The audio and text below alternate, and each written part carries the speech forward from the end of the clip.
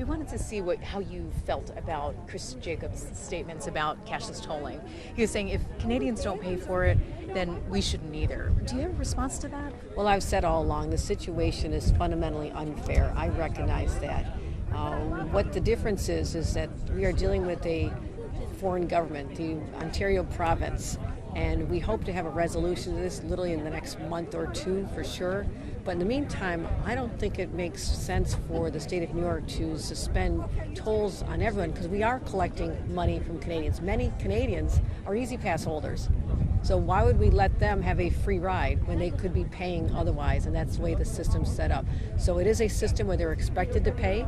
Many are complying, and we will get this right. But again, the road in Canada is not run by the Ontario province, it is in private hands. So they have their own sources of getting ways to know the addresses of New York State or U.S. motorists. So it's very different. So it's not comparing apples to apples here.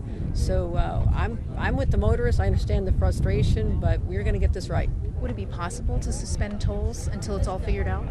I'm not sure where the senator wants to make up the loss in revenues because it's important that we be able to maintain the infrastructure on bridges like Grand Island, which are very expensive. Every few years we are having to repaint them and redo them. So that's coming from the users, the motorists, the truckers, and that's just how it's set up. So I understand the frustration, I truly do, but many Canadians are currently paying, and I'm not sure why the senator is proposing giving them a free ride as well.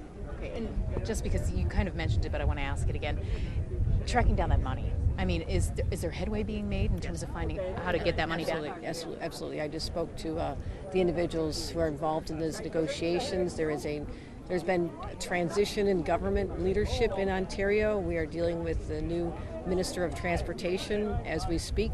Conversations are ongoing, and we're going to make sure this gets fixed.